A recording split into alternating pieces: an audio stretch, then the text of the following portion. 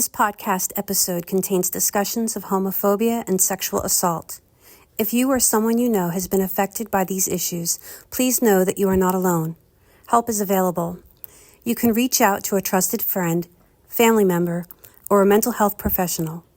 If you are experiencing a crisis, please call the National Sexual Assault Hotline at 1-800-656-HOPE, H-O-P-E, or visit RAIN's website at rain.org, RAINN.org.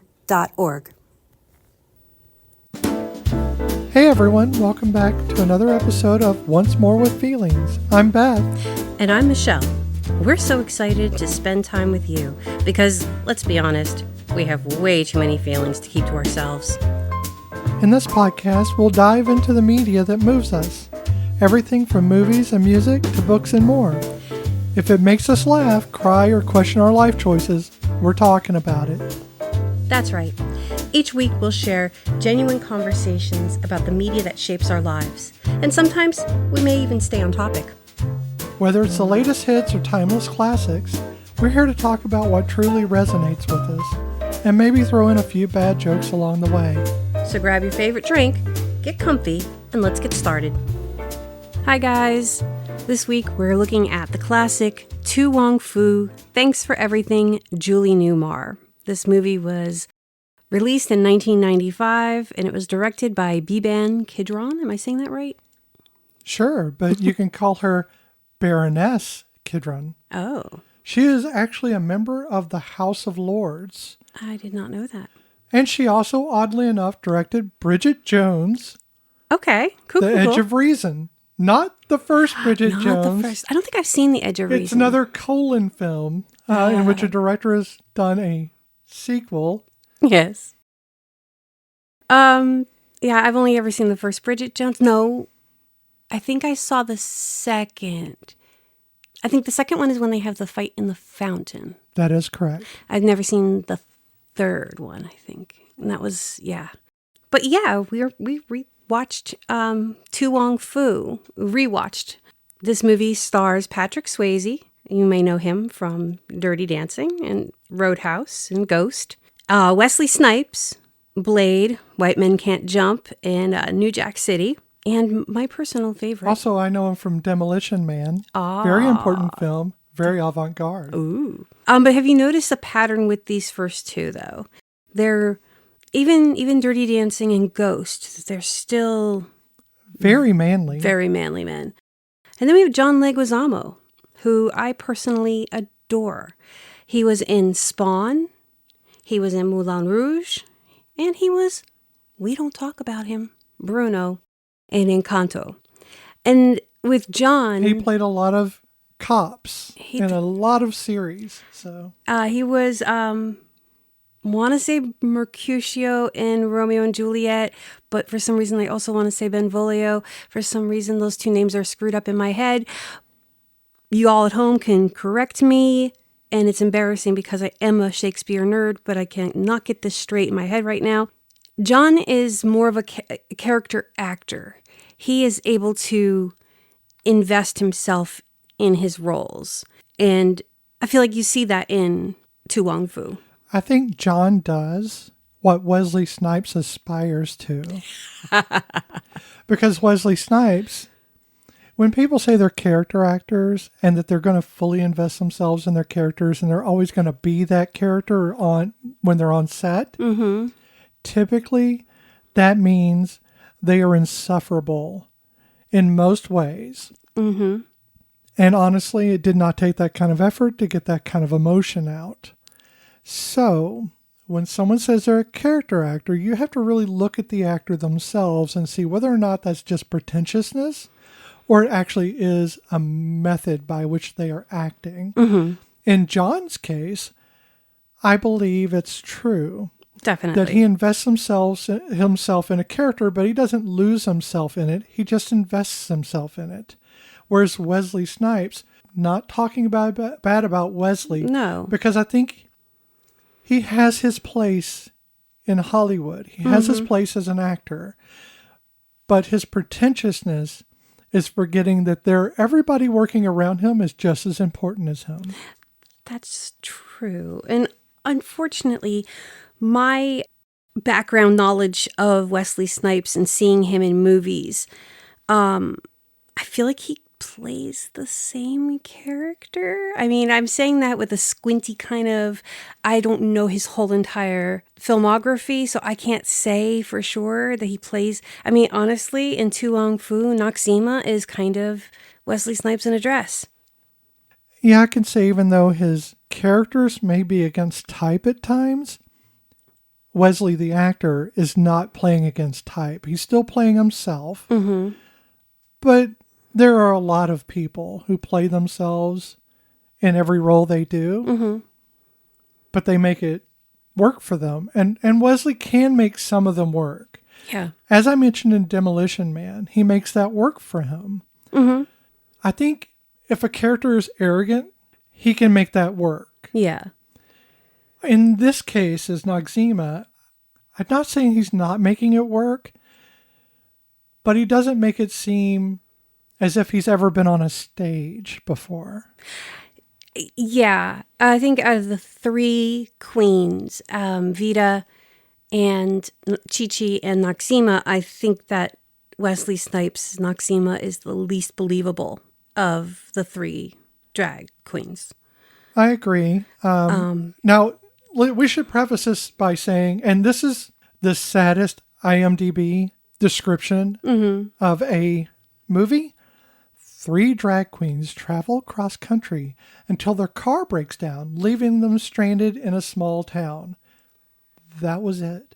Wow. That's as far as it went. This movie, There's a lot more to this movie. which, if you break it down to its thematic pieces, isn't overreaching, and it is not grand. Oh, no.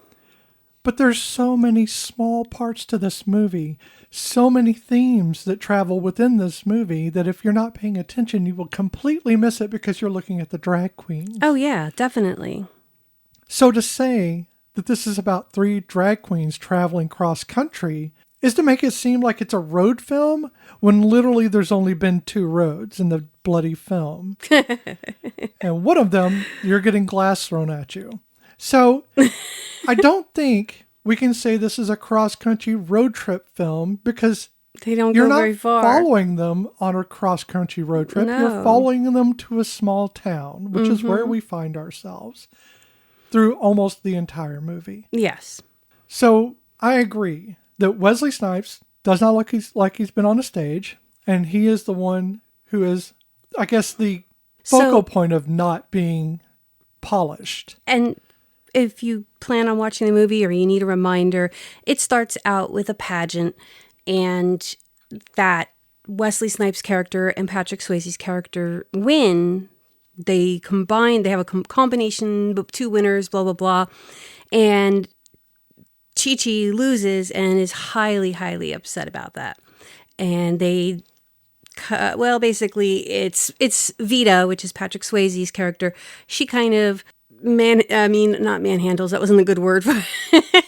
Well, I mean, we can say manhandle because there's this blurring that I don't like. Okay, as a trans woman, I am not appreciative of the blurring between gay men playing drag queens or even straight men playing drag queens and them being used as the analog for women throughout the film. Yeah. And they're constantly dressed up. Now, I've seen drag queens. They play a performance on a stage. Yes. And then they take their makeup off and they go home and they are gay men or straight men or whatever in their normal everyday lives. Yep. And there are trans drag queens, and they do not stay in drag all the time. No, they get dressed as who they are, not as their performance. It would be like if Bozo the Clown just wore his Bozo costume all the time and you never saw the actor again. And what we need to remind ourselves is that as somebody, me, who is obsessed with drag queens, I love drag queens. I have been watching RuPaul since I can remember. And I can tell you, they're not trying to dress like women.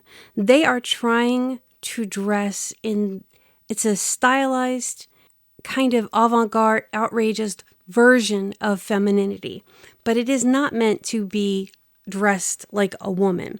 So in the movie, when they're just out and about, even driving or hanging out in the town, and they're dressed even as, I would say, their version of casual, it's still, that's not drag. It is almost like it's a straight man's idea of what drag queens do. Exactly. Which is disappointing because RuPaul was in this film. Mm-hmm. I'm assuming consulted it. You might know better. I do not know if Ru was consulted or just brought in. This is 95. Ru wasn't the big powerhouse that Ru is now. No, but I think she was still one of the leading drag queens at Definitely the time. one of the more known, I wouldn't say leading, but definitely one of the more known in popular culture. That's what I mean by leading. Yes. Because I wouldn't know anything outside of popular culture because I do not, as a trans woman, and I'm going to say this a lot during this film, so I'm very sorry, but it has always irked me.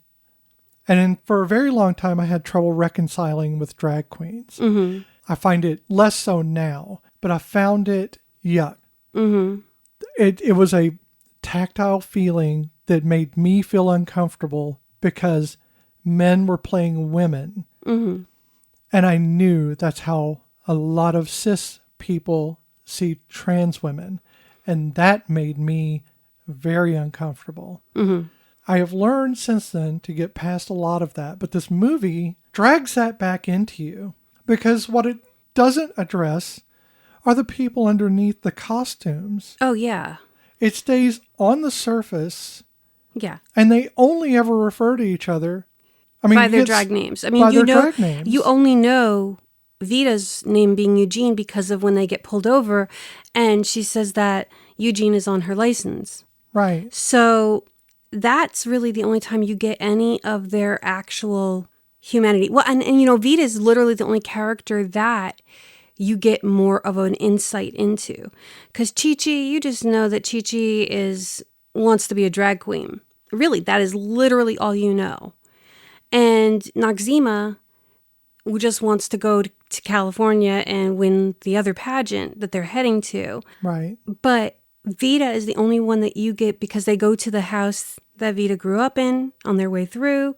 And you see a woman come out and you can only assume that's mom. And when mom realizes who it is, gives a disappointing look, goes back inside. Vita rips up the map. Again, you should have learned something from Blair Witch. We do not kick the map in the river. God. And I think that was a device for that to happen. It was very clunky. It was very clunky. But they had to have something so they could get lost. Mm-hmm. Because if you have a map, how are you getting lost? Exactly. But then again, it's not really a travel film because they just cut to the scene where they're at Lost. Yeah. So they cut to the scene at Lost, then they cut to the scene at town. Mm-hmm. So there is no travel.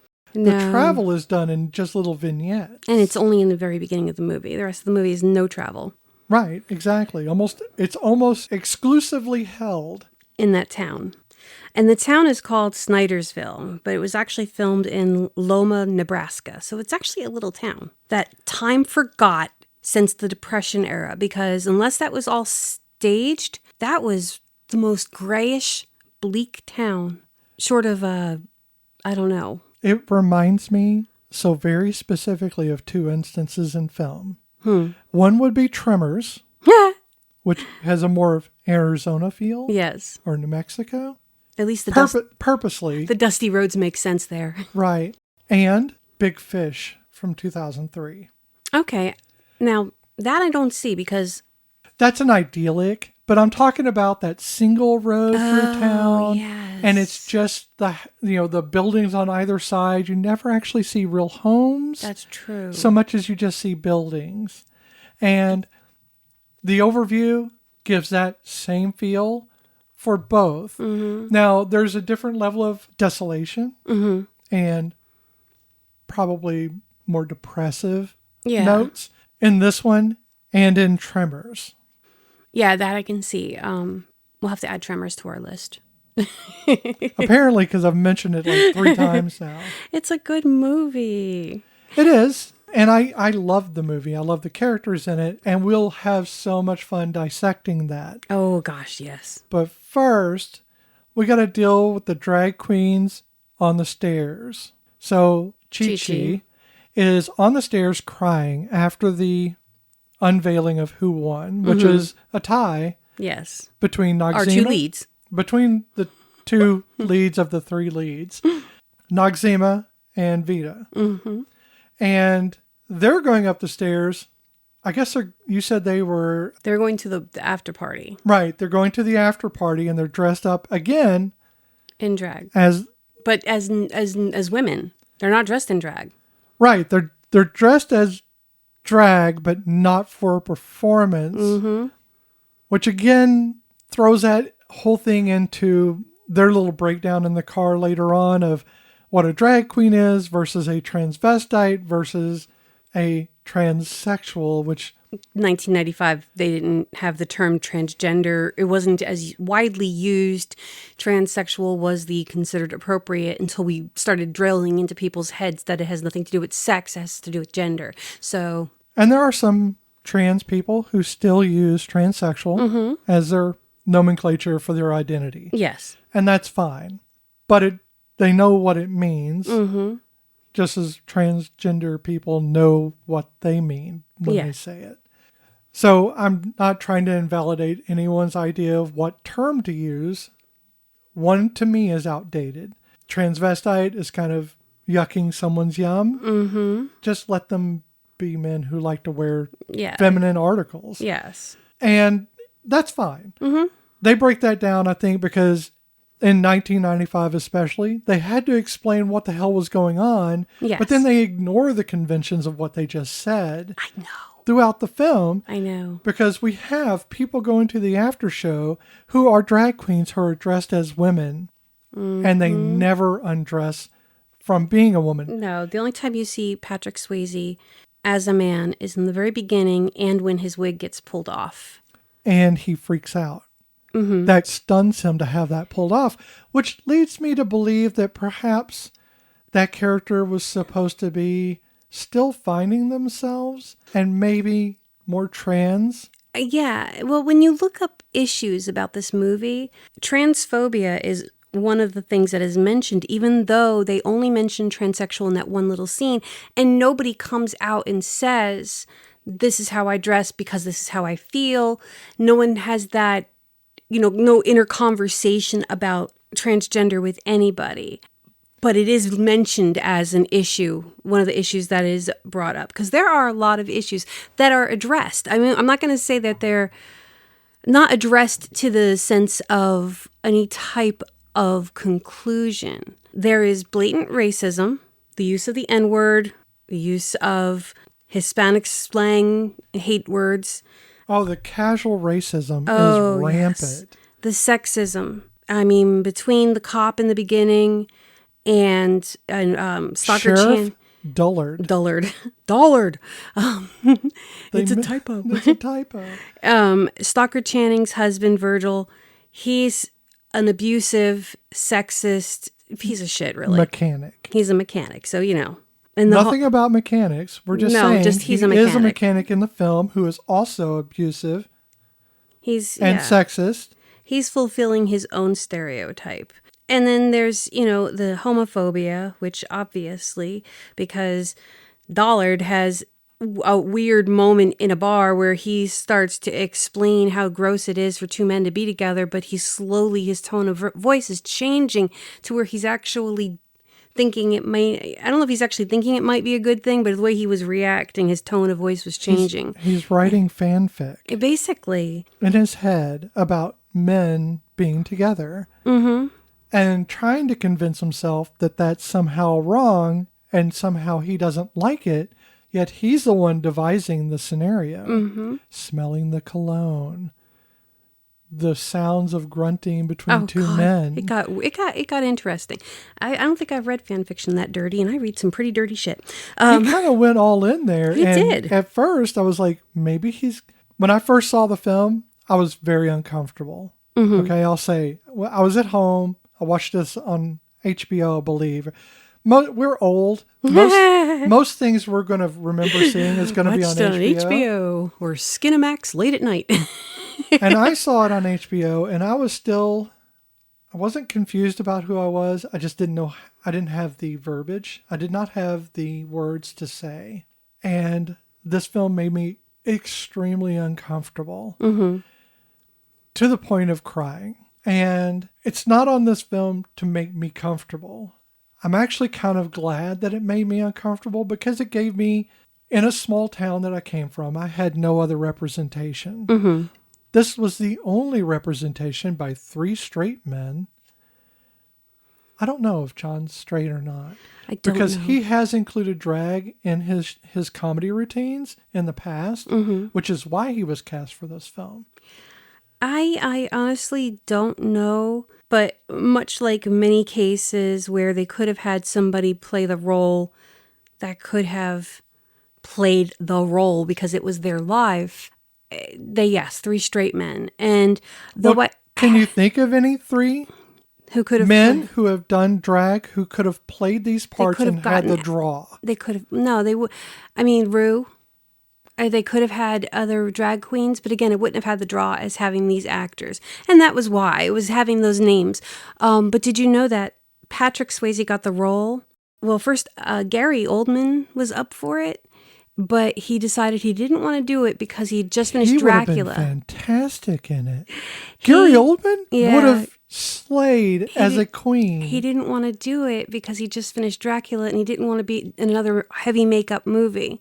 That's a very practical way of looking at it. I appreciate him more for that distinction. I read that Viggo Mortensen also was up for it, but I don't know why he didn't. I don't know what to say to that. Viggo, I don't even know. I know what that would look like. But the reason that Patrick Swayze got it was because he did a 30-minute monologue that was inspired by the bullying that he suffered when he was a boy studying ballet. I'll say this. Patrick Swayze does not look like he spent any time as a drag queen on stage in this movie. No. However, as a woman, yes, exactly. He was the most believable as a woman, I feel. He was the one I went, that's a trans woman. From the sway in the hips to, just the mannerisms. He embraced his femininity without resorting to trope. Exactly. In his performance. Now, there's a lot of trope throughout this film. You're not going to get away from that because drag queens rely on trope. But that's in their performance. Right. Like when they have to redo the bedroom. First thing. The magic was weird because it was out of nowhere, but they were playing the Wonder Woman theme, which was pretty Which is fantastic that they were playing the Wonder Woman theme. From the original Wonder Woman TV show. And even there, I never really paid attention to the lyrics because I was a kid with something about something on your silky tights to save the world. And I'm going, your satin sexism. Tights. Yeah. Sexism. Okay, whatever.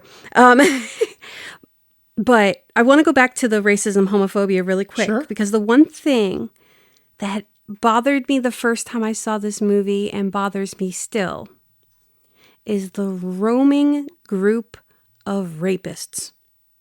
What the fuck happened? I know I dropped the F-bomb in this thing, it's your turn. What the fuck happened here? Those boys were going to rape Chi-Chi. If Bobby Ray hadn't shown up in his big green pickup truck. Who is adorable.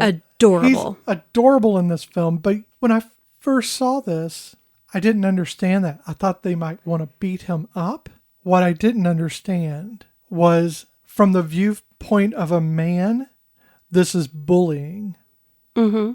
Okay? So if I were to wear the mask that I wore back then, I would be looking at the scene saying, these men are about to bully this guy for being in that dress.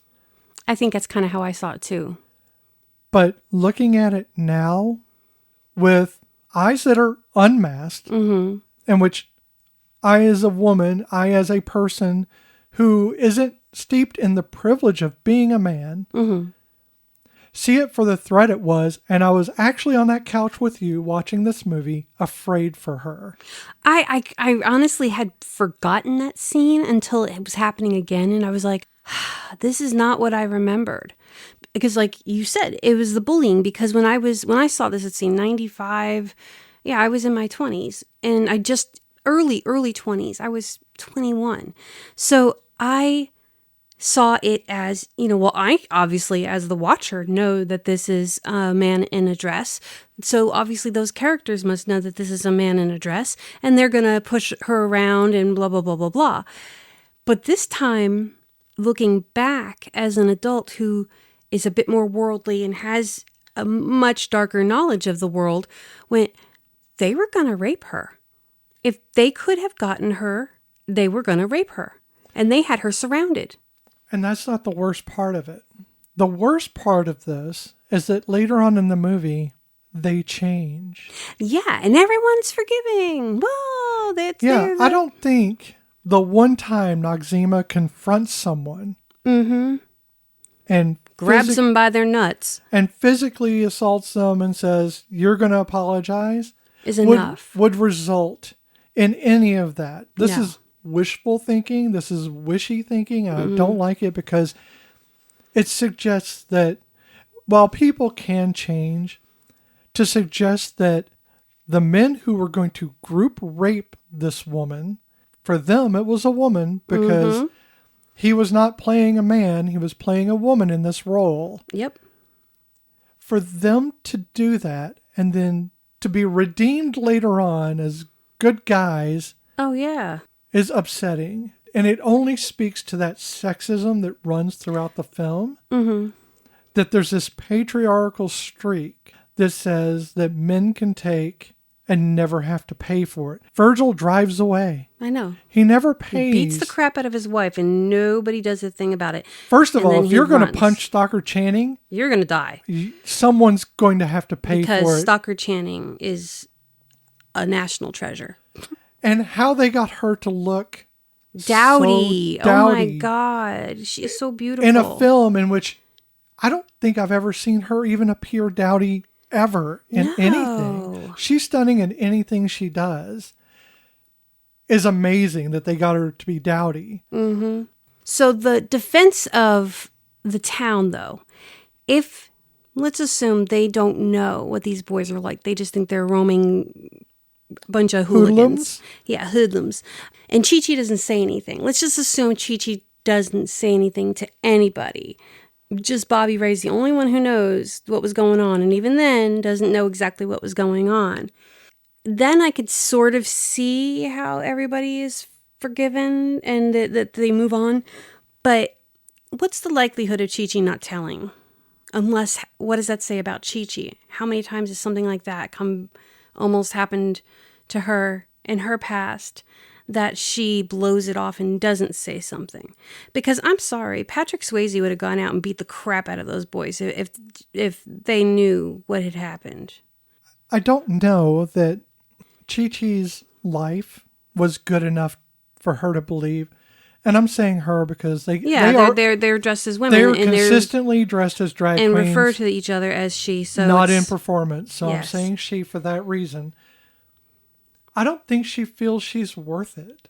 I don't think she does either. I think the reason she falls in love so much, and to her own testament, she falls in love so much, is because she honestly focuses on other people rather than being in love with herself. True, probably. Though there has to be some self-love because maybe not. I think the amount of self-love she shows is the performance. Because if you hear a lot of drag queens, and I'm not saying all of them, but there are a lot of them, they do have very sad childhoods, parents who didn't accept them. And then there are the few who come from beautiful, charmed lives with extreme support and bless them. You just described Celebrity Chef.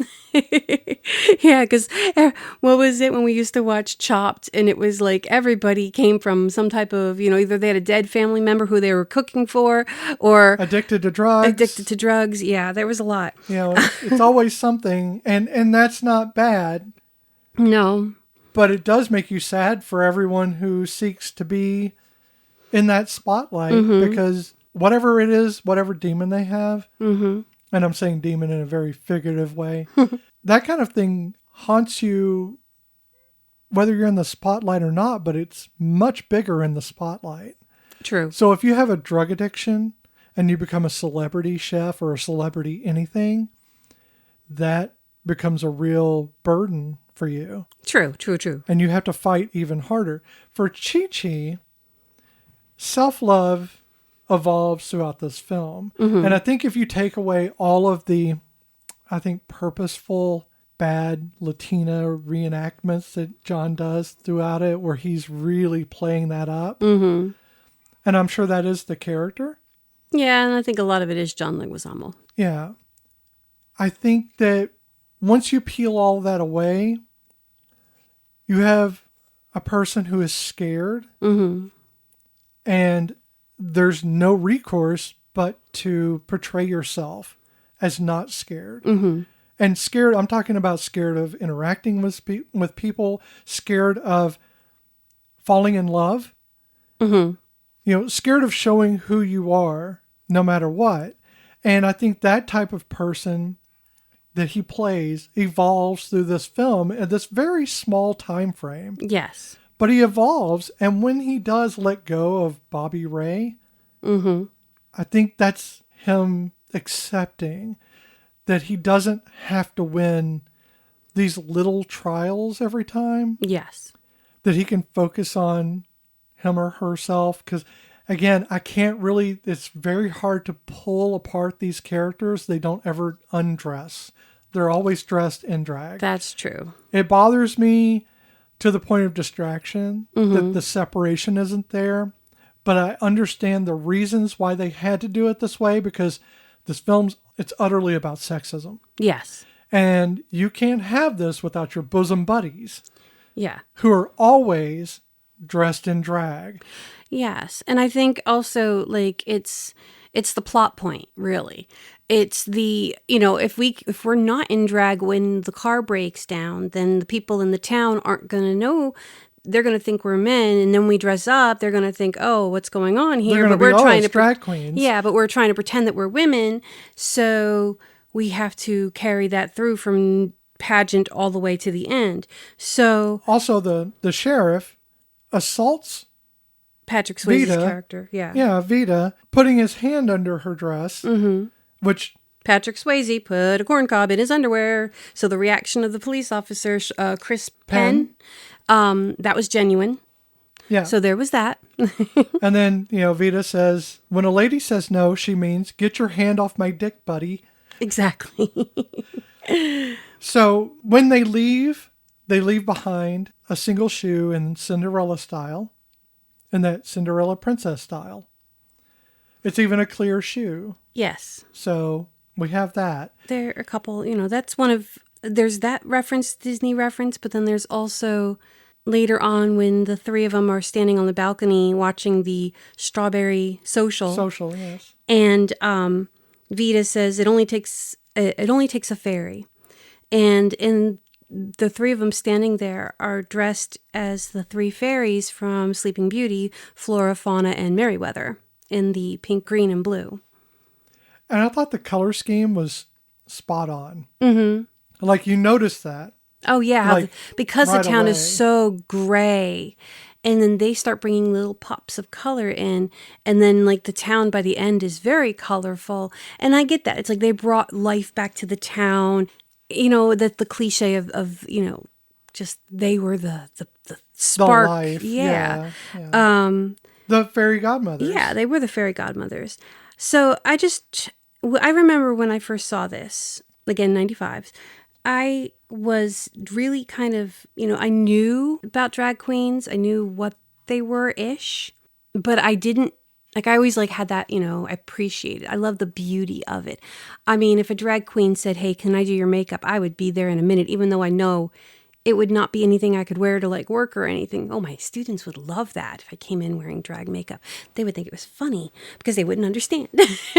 But, I would totally love to have it done. I didn't know enough about it. So for me, it was just like the pretty dresses and the cute storyline. And I loved this movie because it stuck out as being different. And knowing the person that I am now, that makes sense. I was always stuck in a same world. So for me, anything that stood out as different and interesting and went against the flow, it immediately drew my attention. But I can't say anything deeper about it then. There was nothing else deep other than it was an entertaining movie and it caught my eye. But now I can look at this movie and I can definitely say that it is very problematic. And again, I love Patrick Swayze. I love John Leguizamo. I tolerate Wesley Snipes. My favorite Wesley Snipes scene ever in the history of ever is his little scene at the end of season 1 of What We Do in the Shadows. With the Vampire Council. That's true. That is the only time I'm like, oh yeah, because he's playing Blade. He's playing Blade, and his computer keeps going out, so he's not really there, but he is there, and I'm okay with that. But yeah, I like to think that he did that while he was filming with Deadpool. Oh, I wonder. And the reason why it's a call-in is because he literally filmed it on, in his trailer or something. I don't know, because I don't think that would have coincided in the timeline. I want it to be true. And that's all it has Okay, so that's your headcanon. It's my head pistol. Your head pistol. So, yeah, I can't look back and I can't say that it was anything deep, but I remember being entertained by it. This time, while I was entertained by moments, I didn't find the movie as endearing as I had in the past. Again, I used to love Chi-Chi, but this time I found Chi-Chi to be like... Vapid? Just cloying isn't the word I'm looking for. Just sickening. I mean... It's a bit much? No, and it just bothersome. Oh, okay. That's it. Just very, very bothersome. She just irked me in ways that, I didn't hate. I don't hate Chi-Chi in any way, shape, or form. But, I wanted to smack her and be like, will you just stop and listen for a minute? That's true. They're not trying to tell you what to do. I mean, they were telling her what to do, but also listen. I mean, in some ways, Vita, Patrick Swayze's character, is the great white leader. Yes. In this film, because racism runs through this. Oh, definitely. And they're very out about it. When it happens, it's very blatant. Mm-hmm. There is no in between. Nope. I said they use the N-word. Which makes sense. And the sexism is there. Mm-hmm. The homophobia, the transphobia. There's a lot that happens in this film. Do I think it's disrespectful to the groups who are part of those marginalized groups? Maybe. I mean... But I think that it's important that we understand. I mean, the person who uses the slurs, I said slang before, I meant slurs, he is the cop who tries to assault Vita. So it is basically to that one person who is being extremely racist. In the town where everybody is white. And then there's the one guy who owns the store.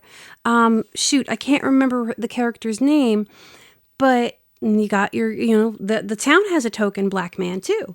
And the one woman likes him a lot. So the town isn't really, they do consider them exotic. Like they do see Chi-Chi as exotic, but they don't have any overly racist issues with them.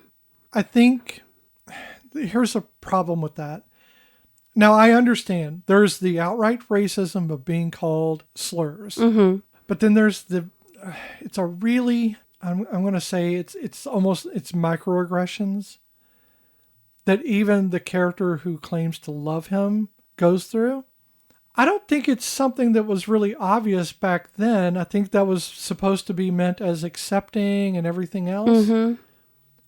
But literally the guy waited 20 years to say anything to her because Yeah. he was black and because she's white, and she obviously liked him but didn't say anything either. Over 20 years of just, pining for each other from afar, My thing is, there's a lot of unsaid things in this film. Race is just one of them.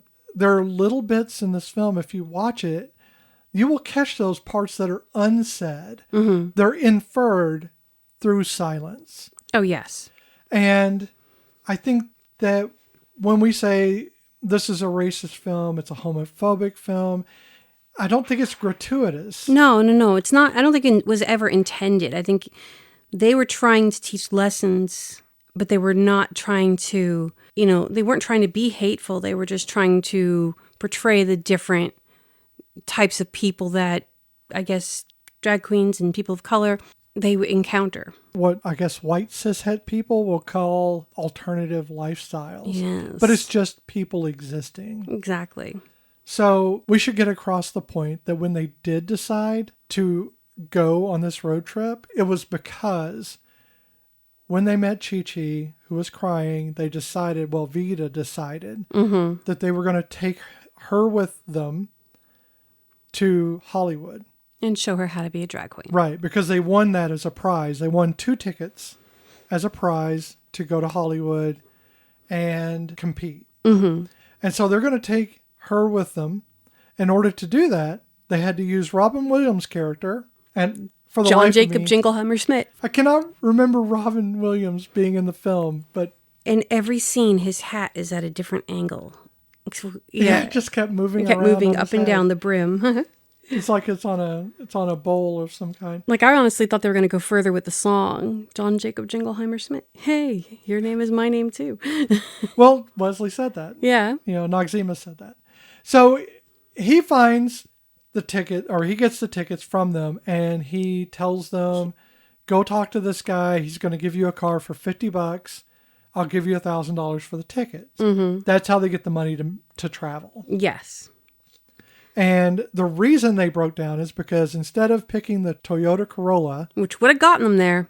which would have been very sturdy, gotten them there, they chose the I don't know what year it was, but convertible. an old convertible Cadillac. Right. So it was a convertible Cadillac that was rusted out. It wasn't the best one. Nope. But for them, it was all about chariot. style. So they chose that, and they got 2 vignettes away from the city. And that's when it broke down, and the reason why they were in the small town. Do you remember the small town's name? Snyderville. Right. So Snyder was there at some point, but you never see him in the film.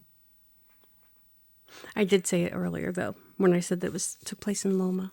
Yeah, I'm just saying. You never see Snyder in the film. No, Snyder's not in his film. Okay. I was making a joke about the name of this. And I was town, lost in the weeds here. I have an issue with something that they say in this movie. And that's because it's, again, opinions. Everyone has one. But this is mine. I don't think Julie Newmar was the best Catwoman. It will always and forever be Eartha Kitt. Yes, but this is not To Wong Fu. Thanks for everything, Eartha Kitt. I know, but they say that she was the best Catwoman. I agree, and I also disagree with their assertion because I agree with you. It was definitely Eartha Kitt who played the best cat, who happened to also be a woman. Because that woman was part cat. She just purred. Right. But I'm not saying Julie Newmar did a bad job. Oh, no. And that she shouldn't be an icon. Yeah. No, I'm not saying that either. I'm just saying my personal preference. Right. I agree with you. Because it's an opinion. When that mine. line was said, I was like, No. Really? Yeah. But, and for those of you who don't know, who Tu Wong Fu is, Wong Fu. It's Tu Wong Fu. The title for the film is derived from the fact that there is a photo hanging on the wall behind the group of ladies, and it is of Julie Newmar, very statuesque, standing there, looking very commanding in her presence. And it says, written in her handwriting, supposedly, to Wong Fu. To, as in... for you. Given to. Wong Fu. Thanks for everything, Julie Newmar. And I think people just say it as it's just the name Tu Tu Wong Wong Fu. Fu. But no, so Wong Fu was actually either the owner or the head chef of the China Kitchen. Oh, that makes sense. I think it's what they call Chinese Kitchen. I honestly, my brain is, y'all, I have been sick this week. My brain isn't with me. I wouldn't have known that even if I was well. Okay. Well, I mean, it's called research and I didn't write it down. I did research. I still don't have the name of that. So I believe the restaurant closed in 93, but they actually often called him Fooey. So this was actually a real gentleman, and and he had all these pictures of famous people in his restaurant, and they would sign their photos for him, and they were all the people who would come in, and the famous people who came in and signed. Okay. And yeah, so so I don't know if that was a genuine knockoff of it, because obviously they're not going to take the real picture off the wall. That would be really cool. I mean, not cool, but I think it's a theme that kind of runs throughout the film, because even in the small town out in the middle of nowhere, you have a lady who we have a thing now for Alice Drummond. she's now going to be the patron saint of our podcast, because we have now watched 2 movies with her in it, not realizing she was in it, and now we will never not see her in these movies. And that woman has been in a lot of films. A lot of films, very few TV shows, but a lot of films. So Alice Drummond, who is her actual name, the actor, her character has a whole lot of film memorabilia, film photos of actors and actresses and musicals and stuff like that. So she has a lot of things in her home which speak to a life she had before, in which maybe she was in the industry. So that's why it's weird that it correlates to their beginnings. Yes. Photos on the wall. You go to her house in this small town, photos on the wall. Yes. So Wesley Snipes' character, Noxima, wants to go to Hollywood, become a famous actress, and she wants to redo the movies of Dorothy Dandridge, who is her favorite actress. But she did say that Pearl Bailey should also have a national holiday. But she said that, she's going through the different movies and she's talking with Alice Drummond's character, who at that time doesn't speak to anybody. They said that she hadn't spoken since her husband died. And doesn't hear you. So they think that she doesn't hear them and doesn't speak. Yeah, she's just ignoring them. And she probably feels that nobody has anything to say that she wants to hear. Until Noxima starts talking her language, which is obviously old movies. And this is the part in the film after they have obviously landed in Snydersville and they're having their car fixed. The 3 drag queens kind of start pairing off into their own groups of townspeople.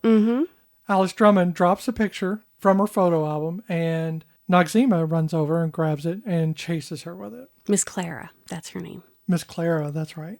So she's paired off right now with Miss Clara. Then it goes to Vita, who is becoming friends, or at least introduced to Stocker Channing and her little family. Yes, and her oldest daughter, Bobby Lee. Bobby Lee. Then you have Chi Chi, who is aimed right at Bobby Ray. Bobby Ray. So you have they're starting to infiltrate the town. And I'm saying infiltrate in that they're kind of weaving themselves into the fabric of the town itself, because you see people starting to change. Yes. This is that thing of bringing color into a black and white film, where you start seeing things that are dull and stuff like that, and they're all the same. And then it's the Pleasantville phenomenon. It really is. It is in a less blatant way than Pleasantville. It is very much whereas Pleasantville's more showing color to show reality. Yes. But it was that same kind of, though, injecting color, right, and bringing life into places slowly through. So these people have kind of found themselves in the day-to-day, not just humdrum. I'm talking about day-to-day ennui is the best way I can say it. There's an ennui in the town of no one fancies anything other than just getting through the next few moments, and that is where everybody finds themselves when the trio shows up. And because they've paired off, they're starting to vibe the place up. They're starting Yeah. to make changes happen just by being there. I'm not going to lie, though. When they woke up the next morning and the car was out there and there was everybody in the town standing around their car, I would have been like, okay, we're walking out of this fucking place. like, I'm gone. We're going to die. We're going to die. That's what I would have thought. I definitely would not have headed towards them. No, I would have been like, I'm sorry. Something is going on here. I'm out of here. At that point is when you really get the sense that, okay, they're not going to change. When I first saw this film, I thought they were going to change at some point and not be drag queens. They just continued being drag queens the whole time. They did not change out of their clothes. They came out dressed yet again in... Yeah, and that was in performance wear. Yeah, that I mean, time. Well, no, they were still in. No, because she said she did it for the hat. Remember? Oh, Vita's... she said we needed a part. I forget what kind of hats they were, but yeah, she was wearing a hat, and the other two kind of rolled their eyes at her when she said tomorrow. It feels like it's some type of hat day, and neither Chi Chi nor Noxzema are wearing a hat. Those, honestly, at that point, Noxzema's outfit was totally 90s. That outfit there was such a 90s with a t-shirt underneath the spaghetti strap dress and the denim jacket. And then Chi Chi comes out in her baby doll dress. I mean, that is like, I wore those clothes. And everyone in the town is 80s to Depression era. Exactly. So, yeah. So the only one who was really, I think, out of the three drag queens, because she had more business formal pantsuits and button-down blazers, was really Vita. She had that more formal, more mature woman style. Well, it really harkened to the previously privileged white man who had the funds at one time to afford these types of clothes. And that's something else I noticed in the film, is that they completely abscond from the idea that drag queens make their own stuff. That's true. Now, not all drag queens make their own stuff, but if you have spent any time watching any season of RuPaul's Drag Race, you know that is a plus.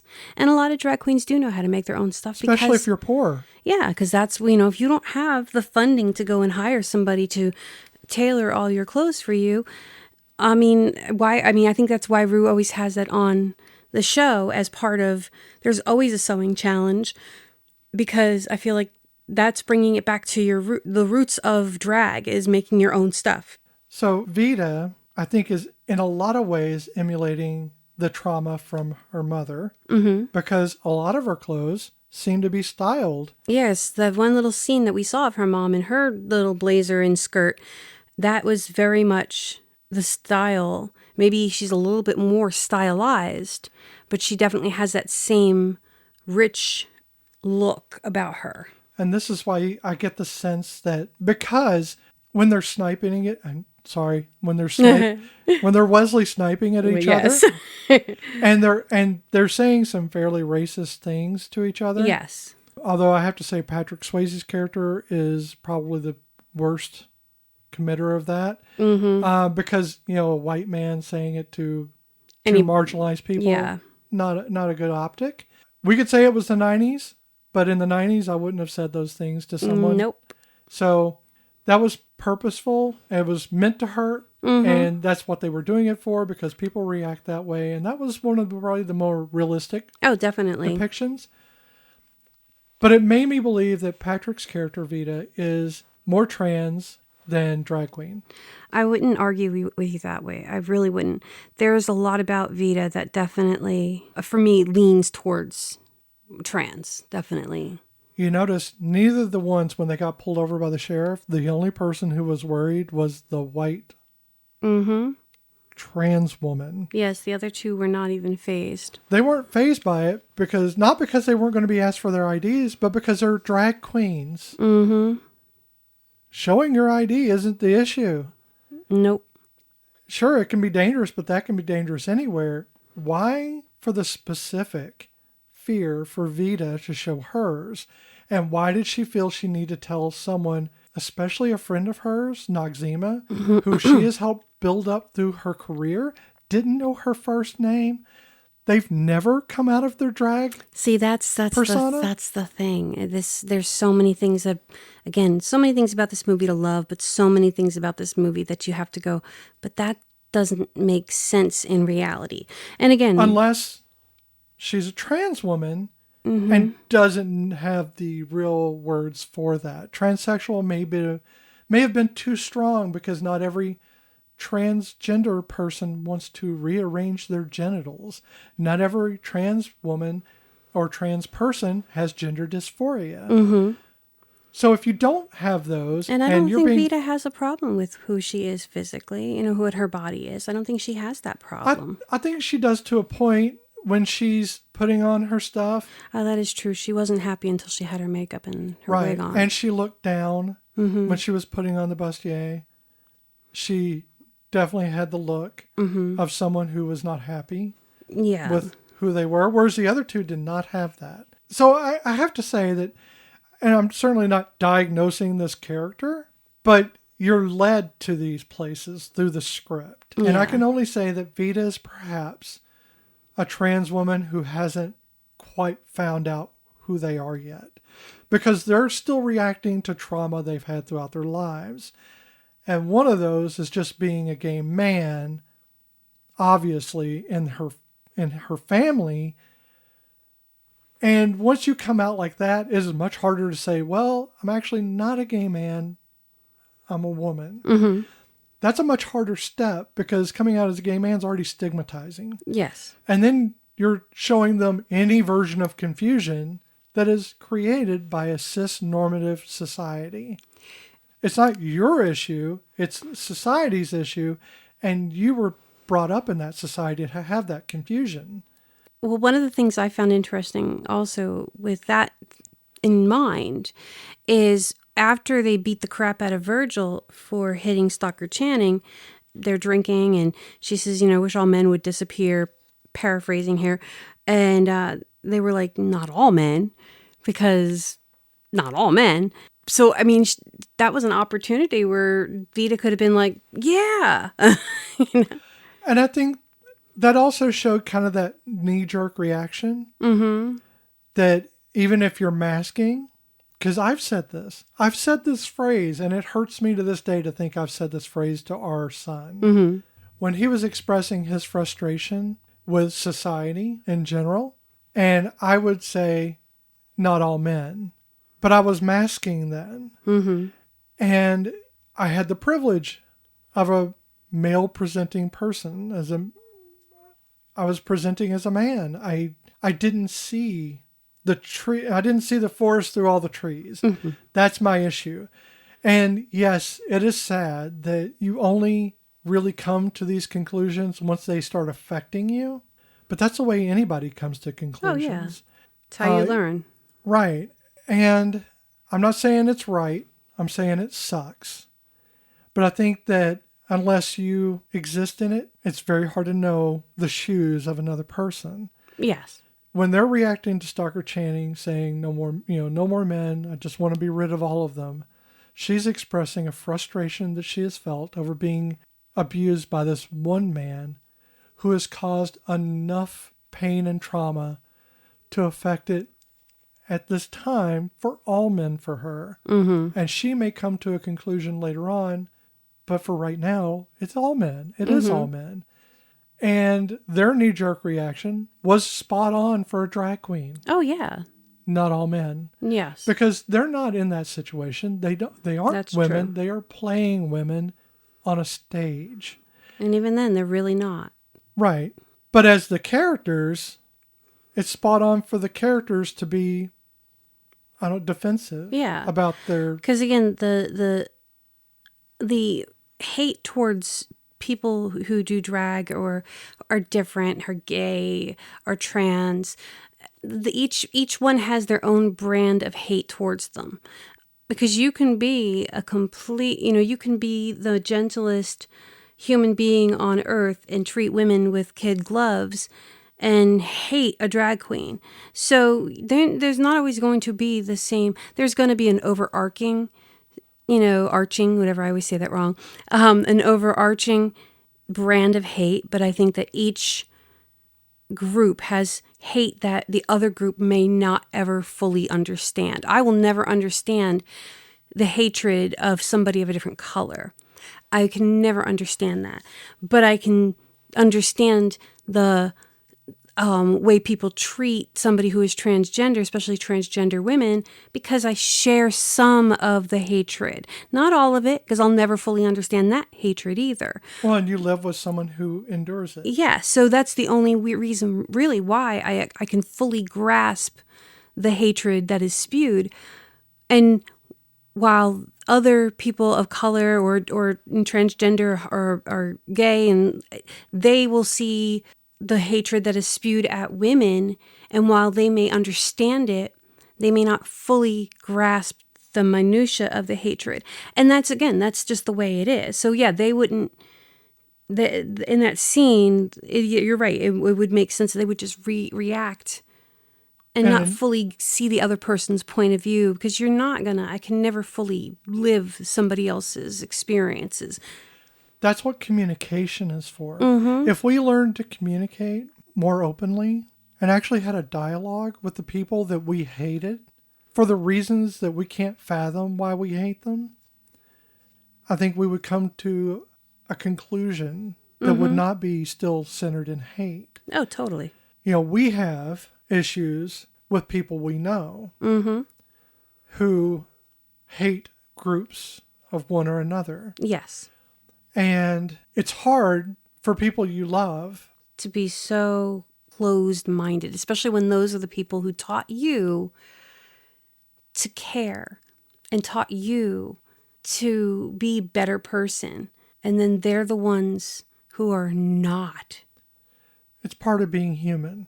I think when I'm going to pull off a little, which for me is funny, a religious analogy here for, not really an analogy, but an example. The Tower of Babel, I don't think it was about communication. Mm-hmm. It's about lack of communication. Okay. So I think that when we're talking about the differences we have and we're not listening, that's lack of communication. Mm-hmm. Even if you're talking, even if you're all talking, if you're not listening to each other, you're not having communication. You have to be willing to put yourself literally in their shoes. It is very hard. It is very difficult. It is a learned skill. Mm-hmm. It is not something you can just do. You have to learn how to listen. I mean, literally, I teach special education, and it's one of the first things that we are taught is one of the most important skills for anybody is communication. And we have to teach communication to some of our students because they don't have a voice or they don't have an ability to tell us what their needs and wants are. And so, yeah, it's such a basic need is to communicate. And that really, that makes sense. If we just communicated, people may be willing, instead of talking at people, talking with people. Because sometimes when you get groups together to talk, because you're going to have these moments where people are going to discuss and we're going to just be honest and tell our sides, they end up talking at each other and not with each other. And I think those conversations should not be held in a forum, but sometimes that's what they do because they want it to be publicized. They want it to be, a big thing that we're going to do this. But I think it needs to be held on a more intimate level. Even though we're trying to change a ton of minds at one time, it really on an intimate level would be better because that's when you're going to have the give and take. And less likely the defenses aren't going to be up because you're not going to be surrounded by your people who are going to be like, I think like in the trans community, I think a lot of us have like a saying we kind of co-adopt for different things. But if you have a trans friend, you won't be against trans people. Because once you know a trans person and you understand what that actually is, who we actually are, doesn't mean you have to like that person, but you'll know that the thing that you're afraid of is the moral panic and not actually anything real. It's a manufactured panic. And so if you have a trans friend, you have a gay friend, you have a black friend, you have a Hispanic friend, talking about all these connotations in the movie. I think that if you have a friend who is trans or black or Hispanic, because like you said, to talk about the characters in the movie, and you look at policies that are being created and laws that are being passed and stuff, and you're okay with that, then you do not have a friend who is trans or black or Hispanic. You know people, but you don't care about them because you can't call somebody your friend if you don't care about them. You can't call them family. You can't call them friends. If you're willingly going against them. And this is what I get from a movie in which IMDb says 3 drag queens travel across country until their car breaks down, leaving them stranded in a small town. I was going to say, Wong Fu took a really dark turn for a second here. I don't think it's a dark turn. Not a dark turn. Just I think it's less comedy. I think there is. And I don't think there's much comedy in this. No, it had moments of... But there was not I think to call it a comedy film is to look at it strictly as a white cishet person who has never had any adversity. And it's not a comedy film. No. And I think also calling it a comedy is seeing 3 known actors dressing as women and having the whole Milton Berle effect of, well, this is funny. Ha ha, they're women, they're men in women's clothes. Ha ha, this movie's gonna be hysterical. But there's actually deeper messages in this thinly veiled, because it is definitely thin. And there are messages, and even if the movie itself isn't actually addressing those messages intentionally, they're there. Let me run through it real quick, and let's see if this still sets as a comedy for anyone. 3 women travel across country. Their car, as they're getting out of the city, a sheriff stops them, and he pulls one of them out and then sexually assaults her. She knocks him out thinking that she's killed him. They panic and they drive away. They come to a small town where the car is broken down. A group of men try to rape one of them. They befriend a woman who's being beaten by her husband. They exact not vengeance, but justice by helping her. I'm talking about true justice, not like legal. One of the women stood up for her and knocked him down. Right. We're talking about justice for her, not for society. So he gets kicked out. The town rallies around these 3 women to protect them from that cop who initially sexually assaulted her. This doesn't sound like a comedy. No, it sounds like a really twisted Hallmark film, but not a comedy. It doesn't sound like a comedy because you took out drag queen. Yep. That's the only thing you have to change. Because even a drama can have some lines that are kind of chuckle-worthy. Right. But I don't think that taking drag queen out is necessary to understand that this is not a comedy. No, I agree. It's not a comedy with or without the drag queens. That it is considered a comedy because they are acting as drag queens in this film. And literally only one of the actors is known as a comedian. But because it's that, because there's the 3 main actors are called drag queens, this is a comedy. This is something that society shows us. Yep. That this is funny because of work that they do. Yes. That we see as subversive or alternative. Do you think if Wong Fu came out now, so let's just say we did it with modern actors. So this is a 2000, we'll say 26. We'll give it a couple years for them to do in production. Ooh, in the future. In the future. And let's see, we do Chris Evans as Vita. And who should we have for Noxzema? I keep wanting to say Idris Elba, but I think he's too big of a guy. I don't know. Wesley Snipes is very big. Okay, so we'll do very stacked because he's just really handsome. So we'll throw Idris in there because I think he is. Okay, so who could be your twink? Tom Holland, but I wanted to go with Hispanic to fit with the flavor of the movie. Sorry, this is sad. This is what it says about modern Hollywood, that I can't think of a Hispanic man who is skinny. I mean, I keep going to Pedro. See, I couldn't put Pedro in there either. But yeah, that wouldn't. And I keep wanting to Although say, he would make a great Vita. He would make a great Vita. Ooh, I might change Chris Evans up for Pedro. Think that would work? I think you could do that. Okay, I'm sorry, Chris. Love you, but no, it's got to be Pedro Pascal. Yeah. So we just did a twofer right there. So then we can keep Tom Holland for the twink. There you go. Okay, so Tom Holland, Idra Elvis, and Pedro Pascal, dressed in drag. Would it hold up today? Same script. Same script. And they're always in drag. And they're always in drag. No, it would not hold up. There's a reason for that. It's not the characters. It's not the actors. It is the writing. It is the writing. Now, I don't know who did the writing. I'm sure I could look it up, but we're not doing a review, so I did not look that up. I did not either. I just thought it was interesting that their director is a baroness, which I did not expect. She had her baby during the movie. So in the credits is Best Baby is Noah Kidron. Adorable. Yeah. So here's my thing. This is a small, trite movie. Mm-hmm. If you take it at just the very surface value of the film. Yeah. If you only look at the surface, this is a trite movie about 3 drag queens. It is the IMDb bare minimum. Mm-hmm. If you look at it any deeper, I've been on the edge of tears this whole time. Yeah. If you look at it any deeper and you are not a straight white cishet person, mm-hmm. you will find pieces of this that pull at you.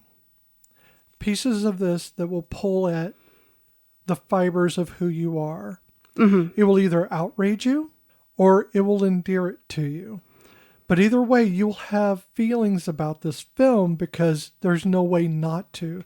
Even as a white cishet person, which are represented in the film as the townsfolk, yes, you should be able to dredge up some feeling for the things that are happening in this film.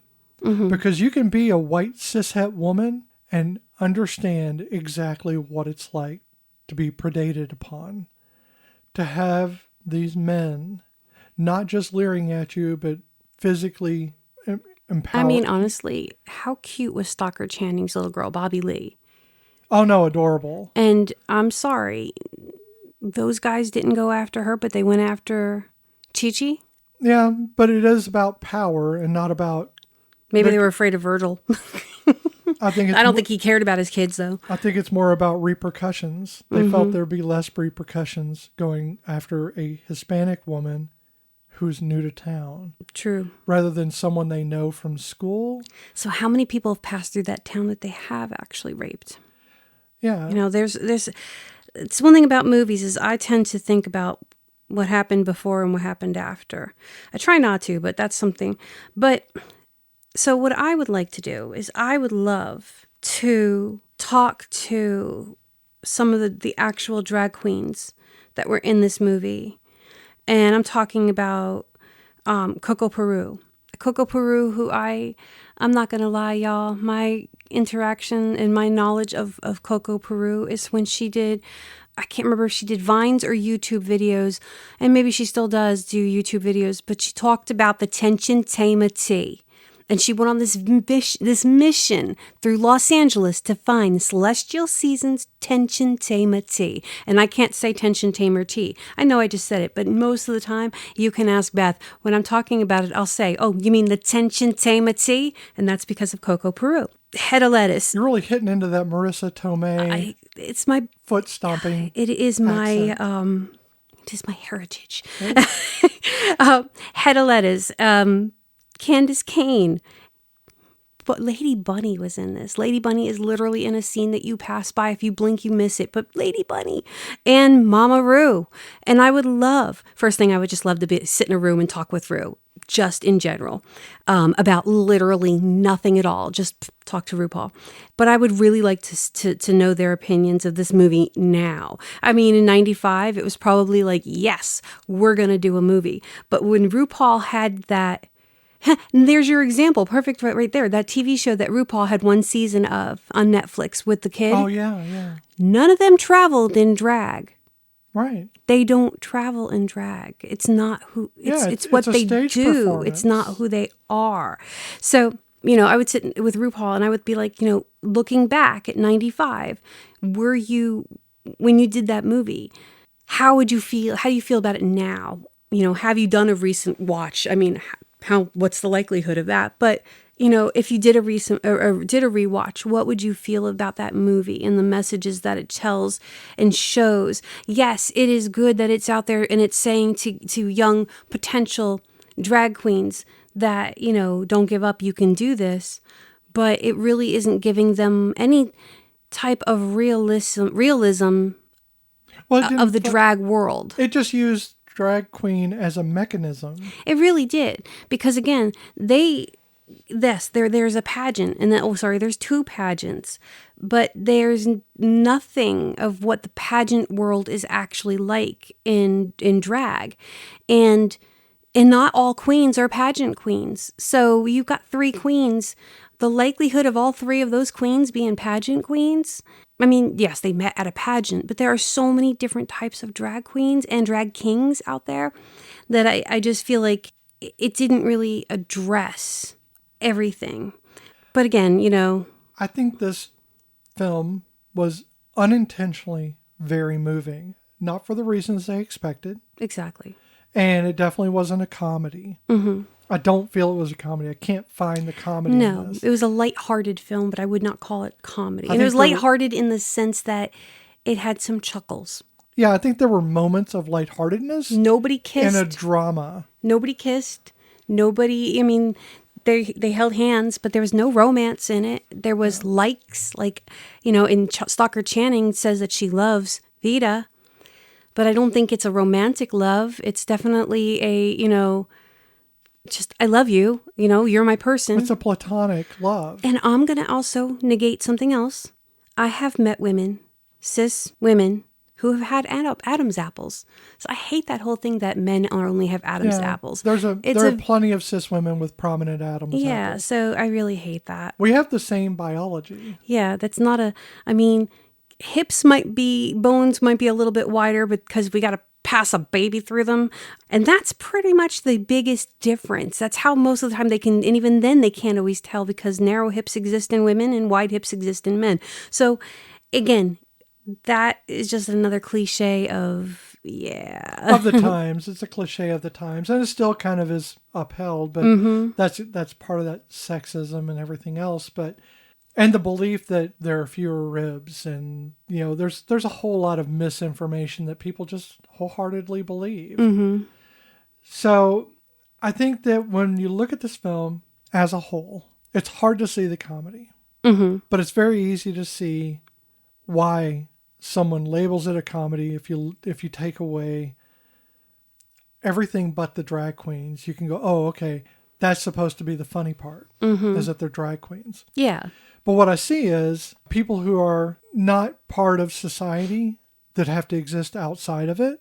Mm-hmm. Even the white guy in it has to exist outside of it. He cannot exist with his family. He cannot exist as part of the world he grew up in. He exists in a small apartment in which he dresses up so that he can go out and perform. Yep. I think that if you take all of this and you watch this film with open eyes and an open heart, you don't need the comedy, but you can understand it for what it is. An unintentional masterpiece of emotional discourse. Definitely. Much like Reefer Madness is an unintentional comedy, this is an unintentional drama. Yeah. They touch on everything when it comes to traumas. And honestly, the most comical part to me is the sheriff at the end, where Sheriff Dollard is calling out the entire town of 4 buildings and a funeral. He's calling out the entire town.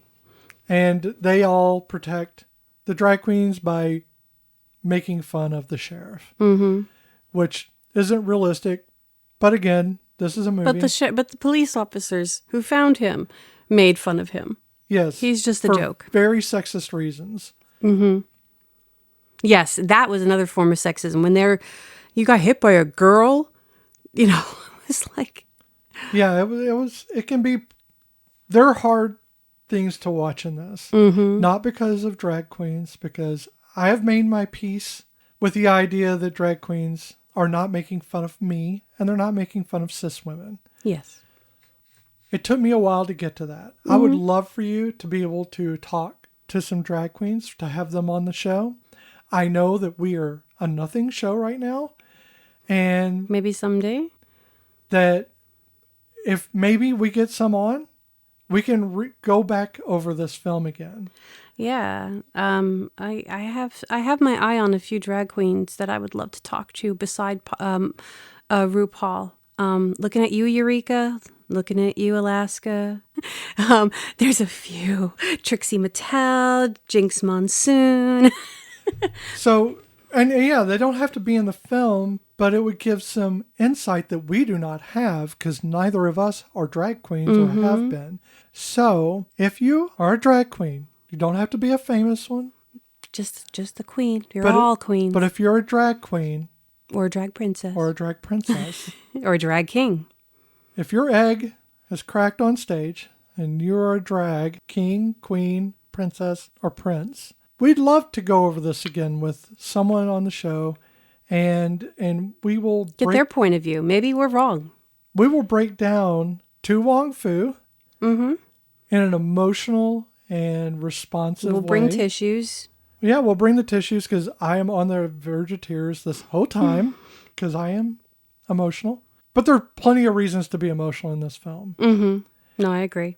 So given all of that, let's see how this movie stacks up against the Castellini test. Okay. 2 named female characters. At least 2 female characters must be named and have 5 lines of dialogue each. Well, all the female characters have names. And unfortunately, I can't remember all the character names, but the blonde who likes the store guy. Right. The store guy, that's right. She has a lot of lines because she's giving him all the dirt. She's giving them all. She gives the drag queens all the dirt on the town. Right. And it's funny how she said that one woman was an alcoholic and yet you never see her drink.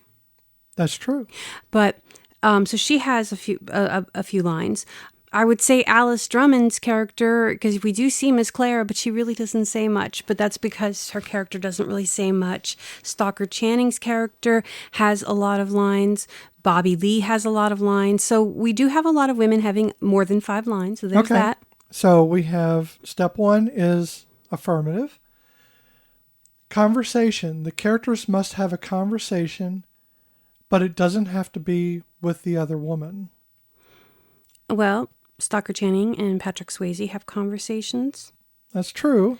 Wesley Snipes and Alice Drummond, even though, again, it's mostly one-sided. We might have to negate that because the woman isn't actually having a conversation. She's just listening. But then she does add stuff into the conversation. Later on, she says a couple of words, yes. Okay. Patrick Swayze and Bobby Lee. Okay. Yeah. Now, granted, they are talking about a boy, but mostly about what you want in this world. But and not. That's okay, because for this step, it doesn't require what they're talking about. So it passes I step think it 2. does. So the third and final is integral to the plot. At least one of the women must be essential to the plot, meaning that the movie would not have the same ending if she were removed. Okay, so let's say none of the other women. If they were all gone, it wouldn't matter. Stalker Channing's character, I don't think it would change too much, unfortunately. Cause if you take away Virgil everything about the movie dick. but the plot is, unfortunately, 3 drag queens take a trip. Mm-hmm. That's it. Yeah, the movie would still go on. Right. So despite the fact that this is so heavily geared towards empowering women in the film, it is a result of 3 men who have a profession as drag queens. Is it feminist? I mean, I think there are feminist designs. I don't think But I don't think it's a feminist movie. A representation of women in film, but I think it fails the Castellini test on that one point. But I think as far as feminism being displayed, I think it kind of is. I think it wanted to be. I don't think it knew how. So just to remind everybody, feminism isn't necessarily about women. Feminism is about equality. So it would mean that women and men would have the same amount of airtime. It would be equity. And equity. Yes. Yeah, the equity of the movie. So again, having Stockard Channing's character as maybe a plot point towards with Vita and her, saving her character from the abusive husband. Yeah, that wouldn't change how the other two characters interacted with the town. And it doesn't change the outcome. It doesn't change the outcome. They would still go to LA. They would still meet Julie Newmar, and Chi-Chi would still win. Are they going to be better people having done this? I don't think it made them better people either way. Right. I think they left Snyderville as the same people as they came. Yeah, but maybe, what I'm saying is Chi-Chi. No, I was actually talking about not the drag queens, the townspeople. I think they probably would. I think because like I said, Chi-Chi and Noxzema would have gone off and still have done their things, and maybe Vita would have found somebody else. I think the townspeople improved.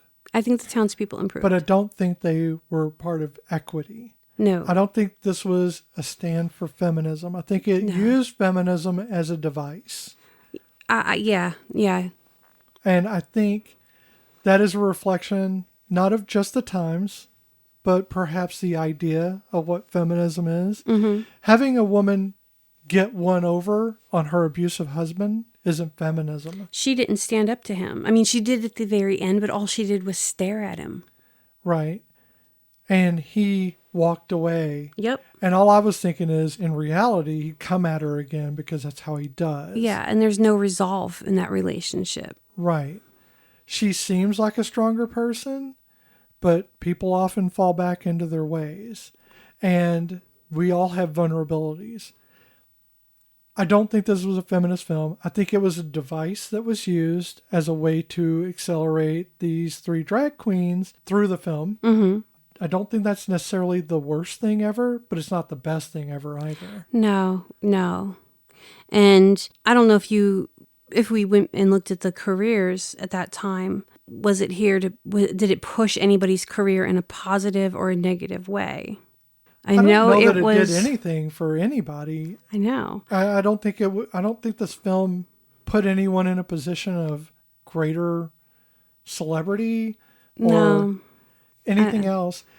I'm not saying it's not a bad film. No, it's not a bad film. But you have to take it for what it is. It is an emotional journey. It's not a literal journey. The literal journey is done through vignettes. Mm-hmm. The real work is the emotional digging you have to do in this film. So you have to dig through a lot of layers to get to the truth of the film. Yeah. Which isn't something they intended, I'm sure. No. This is not what the writers intended when they wrote it. No. If they did, please tell me, because I don't think that's true. I think it was a lighthearted romp through whatever to, this journey that they didn't actually see. They didn't actually journey. And, yeah, but they never really, did they say, I don't remember where they say Snydersville is, but it's so funny because they're like, we've been driving for so long, we must be in West Virginia. And I'm thinking maybe they're just outside of it or whatever. Maybe they're in Kentucky somewhere. But even Sheriff Dollard says, you're far from West Virginia. From West Virginia. And Loma is in Nebraska. So I don't remember. It doesn't really say what state they're in. But yeah, so their travel is kind of like meh. It's the travel is as curvy and winding and unknown as the plot point. True. The one thing they did get right, though, is you probably could have traveled from coast to coast on $1,000 in 95. Oh, I know you could because I did it. Yeah. I did it in 92. I traveled from New Hampshire to California. See, so there you go. It can be done, people. You can watch To Wong Fu, Thanks for Everything, Julie Newmar. You can actually rent it on YouTube and Google.